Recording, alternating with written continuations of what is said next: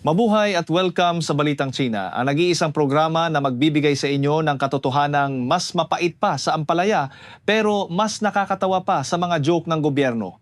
Dito sa ating balita ngayong araw, pag-uusapan natin ang bansang itinuturing ang sarili na paraiso ng mga manggagawa pero sa likod ng mga nagtataasang gusali at makikinang na syudad, may mga manggagawang handa nang makipagpatayan para lang sa kanilang pinaghirapang sahod.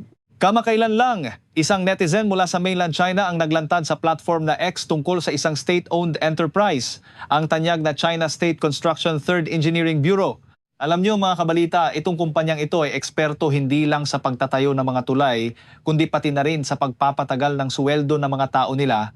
Pagkatapos mabigong makakuha ng tulong sa gobyerno na parang humihingi ka ng tulong sa pader, ay ginamit na ng mga manggagawa ang pinakadirektang paraan ng negosasyon, ang dahas.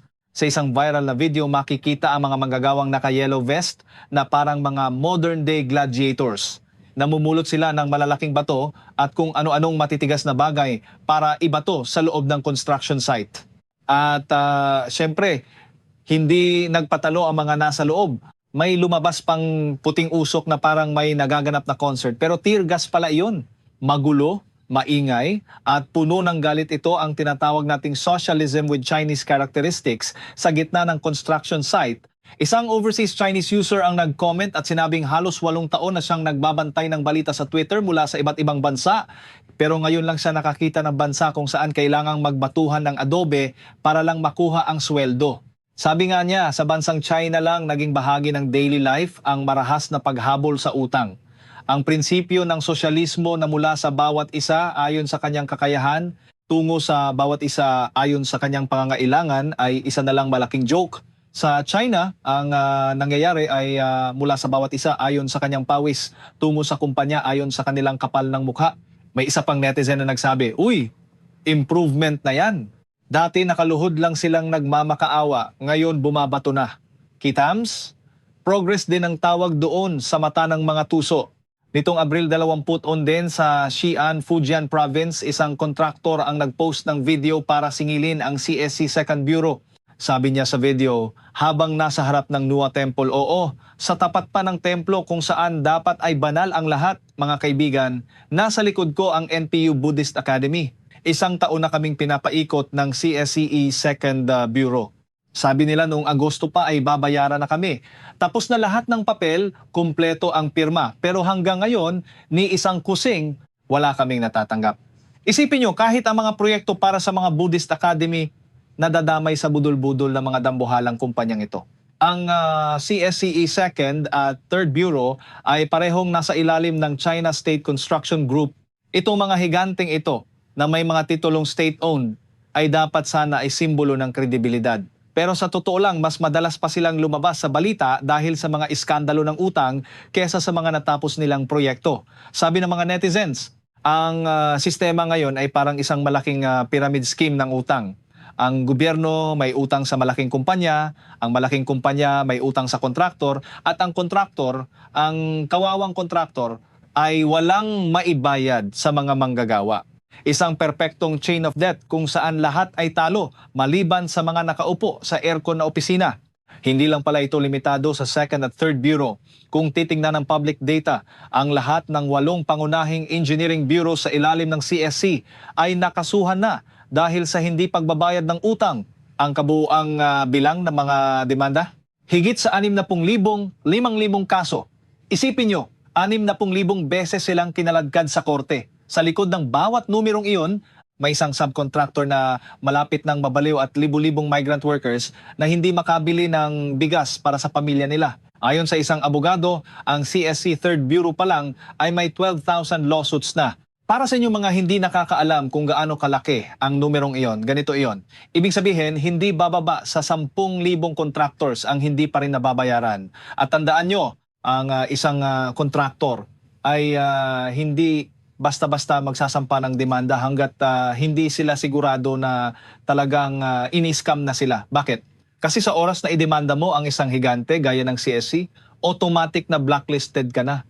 Wala ka nang makukuhang proyekto sa kanila kahit kailan. Kaya kung may 12,000 na naglakas loob magdemanda, Asahan nyo na ang totoong bilang ng mga hindi binayaran ay baka 3 o 4 na beses pang mas malaki. Ito ang dahilan kung bakit untaon sa China, makakakita ka ng mga manggagawang umaakyat sa mga crane, tumatalon mula sa matataas na gusali o humaharang sa mga pintuan ng opisina. Ang katapusan ng taon ang pinakamahirap na oras para sa mga kontraktor.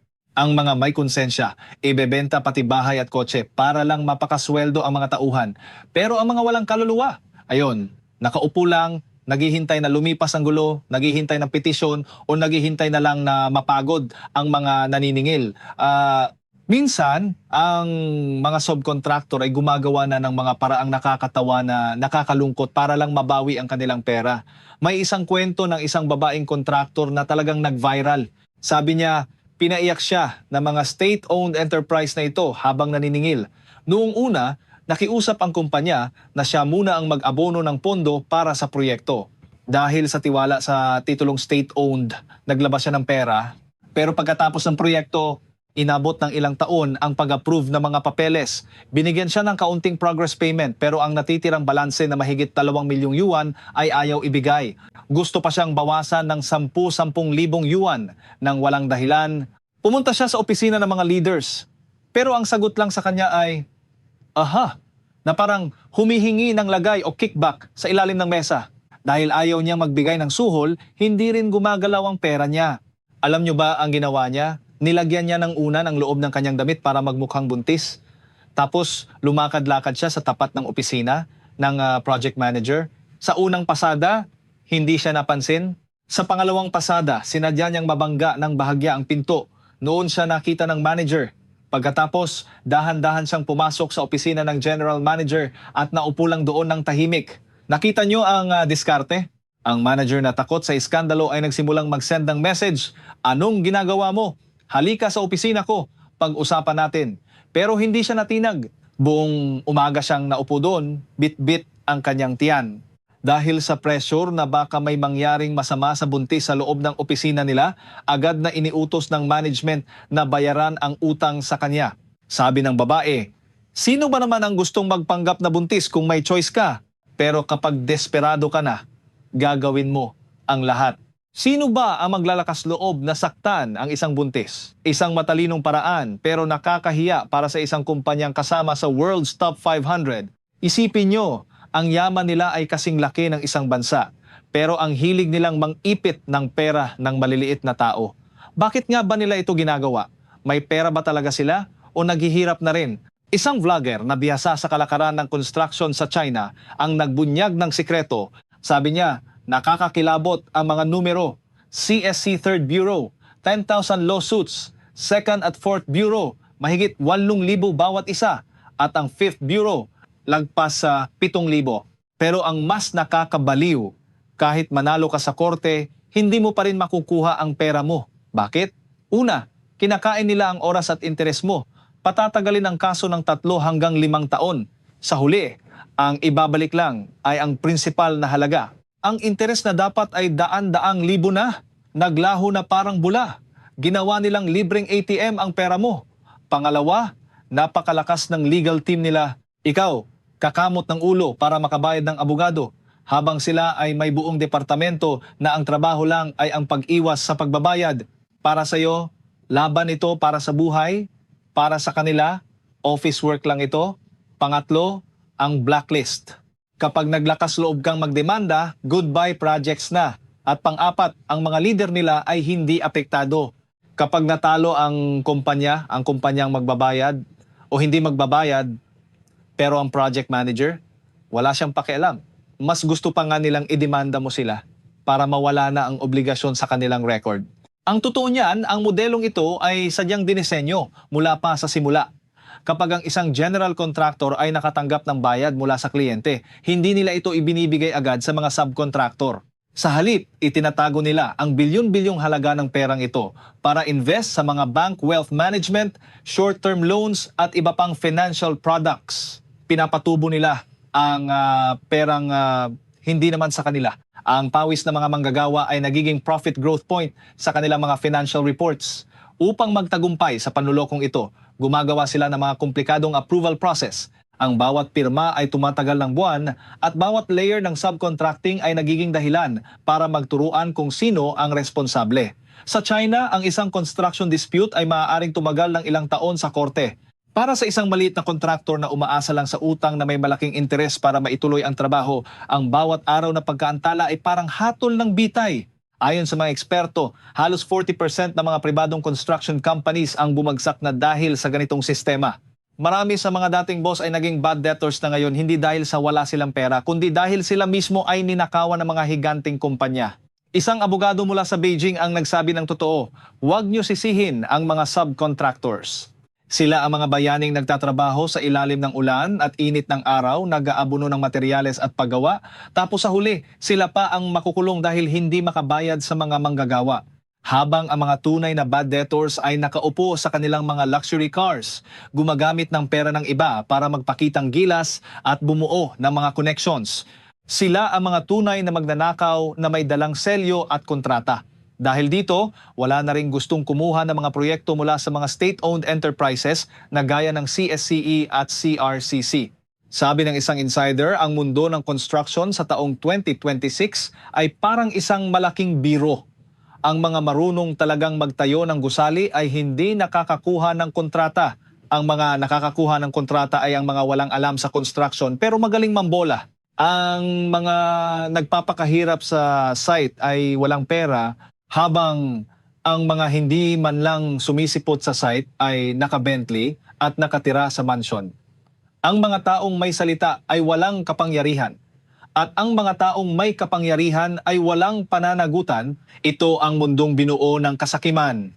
Nagbabala rin ang isang abogado mula sa Wuhan sa lahat ng mga construction bosses. Sabi niya, sa taong 2026, kailangan nyo ng 3 big don'ts para mabuhay. Una, kapag walang advance payment mula sa owner, wag na wag kang tatapak sa site. Pangalawa, kapag hindi dumating ang progress payment, itigil agad ang trabaho, wag maging martir. At pangatlo, anumang trabaho na humihingi sa iyo na mag-abono ng pondo, tumalikod ka na at tumakbo ng mabilis. Mas mabuti pang matulog na lang sa bahay kesa magtrabaho ng libre para sa mga magnanakaw. Ang kredibilidad ng mga state-owned enterprises na ito ay tuluyan ng gumuho. Sila ang mga hari ng utang na wala nang balak magbayad. Ngayon, bakit nga ba umabot sa ganito? Dito papasok ang tinatawag nating municipal investment companies o Chongto companies sa China. Kapag narinig mo ang salitang Chongto, mas mabuti pang magtago ka na. Itong mga kumpanyang ito ay pag-aari ng mga local government. Sila ang money bags ng mga mayor at gobernador para sa mga infrastructure projects. Pero sa likod ng kanilang porma, baon sila sa astronomical na utang dahil sa pagputok ng real estate bubble. Sinasabing sa bawat syudad sa China, ang utang ng mga kumpanyang ito ay hindi bababa sa 10 bilyong yuan. Sa mga maliliit na probinsya, 50 bilyon ang entry level at sa malalaking syudad, umaabot ito ng 100 bilyon o higit pa. Ang malaking problemang ito ay konektado sa sistema ng promosyon ng mga opisyal sa China. Bawat bagong leader na uupo ay gustong magpakitang gilas.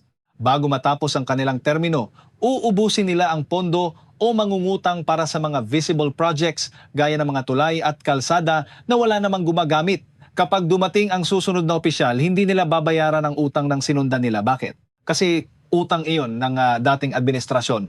Mas gusto nilang gumawa ng bagong utang para sa sarili nilang proyekto para sila naman ang ma-promote. Ang tawag dito ay political performance. Sa huli, ang mga utang na ito ay ipinapasa-pasa lang hanggang sa gumuho ang buong sistema at madurog ang buhay ng mga maliliit na manggagawa. Maging ang tanyag na real estate developer na si Pan Shi na ngayon ay nasa ibang bansa na ay nagsabi sa kanyang artikulo na ang industriya ng real estate sa China ay isa na lamang malaking Ponzi scheme. Ang buong sistema ay nakadepende sa paghahanap ng bagong perang ipambabayad sa lumang utang. Ang mga developer, bangko, lokal na gobyerno at mga mamimili ng bahay ay parang mga taong naglalaro ng trip to Jerusalem pero ang upuan ay gawa sa marupok na papel.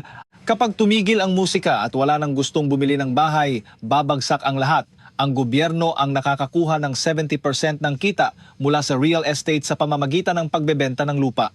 Ngayon, na wala nang pambili ang mga tao, wala na ring pondo ang gobyerno. Kapag tuyo na ang bulsa ng gobyerno, wala silang maibabayad sa mga kumpanya gaya ng CSC. At kapag walang pambayad ng CSC, ang mga migrant workers sa dulo ng chain ang nagiging sacrificial lambs. Bakit hinahayaan ng isang sosyalistang gobyerno na mangyari ito? Bakit ang mga state-owned enterprises ay nagiging batas sa kanilang sarili? Bakit sa isang bansang nagsasabing sila ay para sa mga manggagawa, ang paniningil ng sahod ay kailangang dumaan sa madugong labanan? Ang sagot ay simple. Ang sistema ay dinisenyo para protektahan ang mga nasa itaas. Ang Chinese Communist Party ang bumuo at nagpapatakbo ng makinang ito na humihigop sa pawis ng mga tao para sa kanilang sariling interes.